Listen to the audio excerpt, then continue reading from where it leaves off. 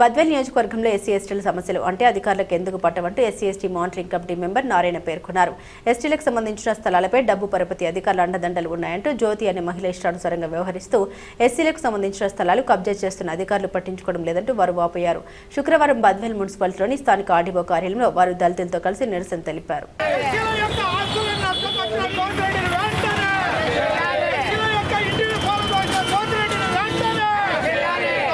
Survey number 1779లో Peddireddy జ్యోతి అనే ఆమె యొక్క ఆగడాలు రోజు రోజుకు మితిమీరిపోతున్నది. ఈ విషయమై పలుమార్లు ఎస్సీ ఎస్టీ విజిలెన్స్ మానిటరింగ్ మీటింగ్లో పలుసార్లు నేను అన్నా కూడా ఆర్డీఓ గారు నిమ్మక నీరెత్తినట్టు డిఎస్పీ గారు కనీసం మినిమం కూడా ఆయన దాన్ని స్పందించడం ఆనవాళ్ళు లేవు. బద్వేల్ ఎంఆర్ఓ గారు వివక్ష ఎస్సీ ఎస్టీ సమస్యలు అంటే వివక్షతో వ్యవహరిస్తూ నాకు బాధ్యత రహితంగా వ్యవహరిస్తారు. ఇదే 1779లో ప్లాట్ నెంబర్ 81ని గతంలో శీలం స్వాతి అనే వారికి పట్టా మంజూరు చేసి ఉండగా మా సమీప బంధువు అయినటువంటి ఆమె పగిడి రమాదేవి కొనుగోలు చేసి 2020లో ఇల్లు కట్టుకొని బాత్రూమ్ కట్టుకొని చుట్టూ కాంపౌండ్ కట్టుకొని ఉండగా ఎస్సీలో మాలా మాదిగలో నా ఏరియాలో నా పక్క ఉండకూడదు అంటూ 2025లో జేసీబీ రౌడీలను తెచ్చి ఇంటిని కూలగొట్టడం జరిగినది. కానీ ఆ విషయమై ఎంఆర్ఓ గారు బద్వేల్ వారికి అర్బన్ పోలీసుల వారికి డిఎస్పీ గారికి కంప్లైంట్ ఇవ్వగా ఎస్సీ ఎస్టీ అట్రాసిటీ కేసు కూడా నమోదు చేయబడింది.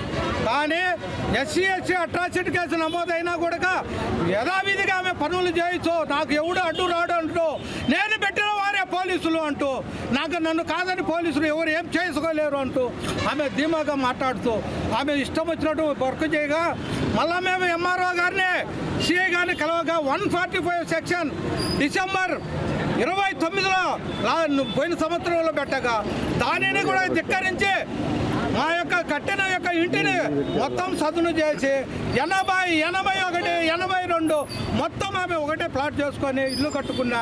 ఎన్ని తూర్లు చెప్పినా ఎంఆర్ఓ గారు కనీసం మినిమం కూడా మాకు రెస్పాన్స్ కావడం లేదు. అదేవిధంగా ఆర్డీఓ గారు కూడా చెప్తున్నారే కానీ ఎలాంటి సమస్యలు లేవు.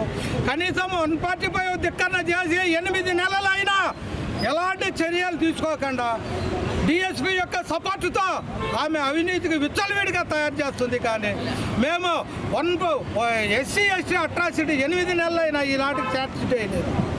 కానీ ఎంఆర్ఓ గారు గత ఎంఆర్ఓ రాజు సార్ ఉన్నప్పుడే ఆమె పేక్ పట్టాలు తెచ్చు ఒకటి వంగద రవణమ్మ పేరు మీద తెస్తుంది, మళ్ళా వచ్చేసి నాగదాసరి చిన్నక్క పేరు తెస్తుంది, రకరకాల తప్పుడు డాక్యుమెంట్స్ తెచ్చు ఎస్సీలపై ఆస్తులు ధ్వంసం చేస్తుంది. ఈ యొక్క వంగద రవణమ్మ పేరు మీద ఉండే పట్టాను పేక్ పట్టాగా కూడా ఎంఆర్ఓ గారు నిర్ధారణ చేసింది. దానికి ఇన్నో యొక్క సాక్ష్యాలు కూడా మీకు చూపిస్తాను. అదేవిధంగా నాగదాసరి చిన్నక్క పేరు మీద దొంగ పట్టా తెచ్చింది. అదే 62 ఉండదు ఆమెకు. అదే నాగదాసరి చిన్నక్కకు 81గా ఉంది. అదే నాగదాసరి చిన్నక్కకు మోతాది ప్లాట్లలో కూడా ఒక ప్లాట్ ఉంది. ఒక మనిషికి ఎన్ని ఇస్తారో అనేది కూడా గ్రహించాలి ప్రతి ఒక్కరూ. ఇట్లాంటి తప్పుడు డాక్యుమెంట్స్తో తప్పుడు తీసుకొని వచ్చి ఎస్సీల యొక్క ఆస్తులను కూలగొడుతున్న వ్యక్తి పెద్దిరెడ్డి జ్యోతి అని చెప్పగానే చెప్పాల్సి వస్తుంది. అదేవిధంగా వాళ్ళమ్మ వాళ్ళ నాయన తెలియని వాళ్ళు ఉంటారు. గోడి రామకృష్ణారెడ్డి అంటే తెలియని వాళ్ళు ఉండరు. గోడి పగిడి రమాదేవి అండి. నేను ఇంటికాడికి పోతే నా ఇంటికి దౌర్జన్యం చేస్తాను. మనసులో పెట్టి నన్ను రావద్దు, మీరు మానవులు మా ఇళ్ళకెళ్ళి ఈ వల్లకు రావద్దు అని మమ్మల్ని చేస్తాము.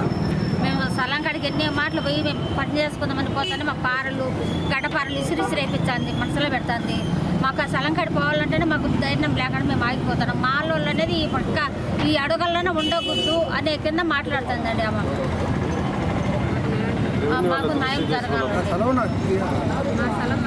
మా స్థలం మాకు ఇప్పియండి సార్. కడప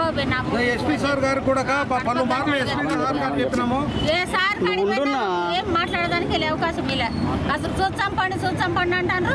మరి అవసరం లేదు మీకే పట్ట అంటాడు. మరి ఏ సార్ పోయినా మళ్ళీ ఇదే జాడి జరుగుతుంది. అది జరుగుతుంది. ఏమంటారు ఏమంటారా మాలోళ్ళుగా మా స్థలంగా ఈ పక్కగా వద్దు, మా అడుగులలో మీ అడుగులు వద్దు మాదిగ అనేది రావద్దు మా దగ్గరికి అంటారు. మేము పోయినామంటే మేము పని చేసుకోవాలంటే పారలు గడ్డపారలు ఇసిరేయడము మా మీదకి దాడి చేయడానికి వస్తుంది. అట్లా జరుగుతుంది. కేసు పెట్టినామండి, కడప పెట్టినాము, ఇక్కడ పెట్టినాము, చాలా సార్లు కేసు